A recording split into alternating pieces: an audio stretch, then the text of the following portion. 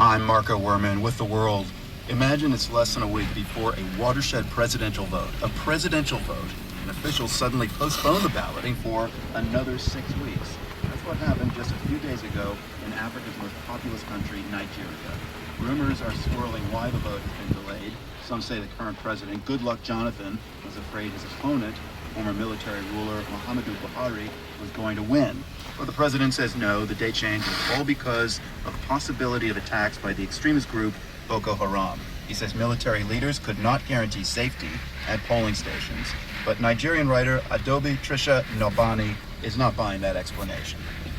That doesn't sound very honest, especially because in the same conversation, the president said that he gets hourly briefings from his national security advisor.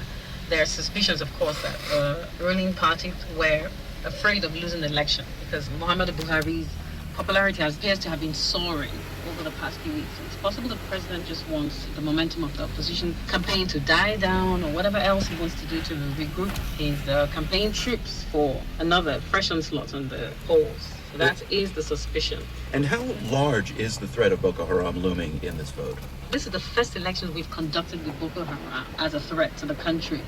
Then it's being used as a political football. You know, the opposition is using it as a major criticism against President Jonathan's government. And the president is saying we have a multinational force that can combat the threat in 6 weeks, that can do something at least to make it, to subdue it to a large extent. I think that could change things. That 7,500-man force can do in 6 weeks what the Nigerian army wasn't able to do in 6 years. Not necessarily everything, but that united force that doesn't have any of the political elements that the Nigerian army is accused of having, sabotage and low morale, all that. We have an army that we can trust, an army that we can an army that we have any problem. I think we have a chance of doing something in the next 6 weeks that we haven't done. You know, for the first time perhaps in Nigeria, these elections, I gather, have sucked up oxygen on social media. You've written about what you call political digital thuggery in Nigeria. Can you explain what you mean? Many people gauge the temperature of what's happening in Nigeria, people's attitudes and people's opinions by what they read online. But the fact of the matter is, people on commenting beneath news articles are people that are paid. They're all sitting in a basement, paid to just go and make this comment, to just turn the tide of public opinion in favor of a certain politician or candidate or whoever. How do you know that? Because I've spoken with these people. I mean, I did a story where I actually interviewed some of these people. So I'm not talking about fictitious characters. These are people I met.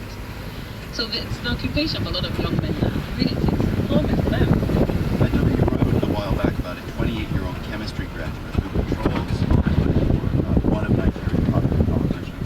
Tell us about him and his colleagues in cyber. This particular young man was working for a politician, and then just a few months prior, someone in the political party was now working for the opposition. So for him, it was just a job, and he explained to me that he left his previous role because they were made promises that weren't fulfilled. It's not about the job, it's not about really believe. He makes a he drives to work, sits down all day with his colleagues, and he goes internet, look for news stories wherever the principal's name is mentioned. And they bombard those stories with comments to give the impression that people are either in support of what their principal is doing or they attack his attacker. It's just virtual warfare, some sort of, virtual warfare. It's like a battlefront to steer public opinion in a certain direction. When we talk Nigeria and politics, I'm afraid we've got to bring corruption into the conversation. And you've written that in Nigeria, the culture has always been that anyone who gets into power suddenly finds himself holding a knife with which to cut the national cake, must invite his clan to both slice and eat it with him. And it's pretty poetic. Are you not worried that regardless of a Jonathan or Buhari victory in this election when it happens, this will end up by being the case? The culture at present is that people favor their kin and kin, but let's go beyond that. So favoring them if you have to, but then remember that there are others beyond your kin and kin. That's the kind of change I would like to see. If I had a relative who went into government, there are certain expectations I would have of the person. I mean, that's just the way it is. I'm just hoping that we progress from the level of, yes, do for your relatives, but remember there are others. If you're going to employ your relative, employ someone who at least is capable. Don't take some illiterate and put him in charge of the Ministry of Education. It feels like your expectations are kind of low for Nigeria.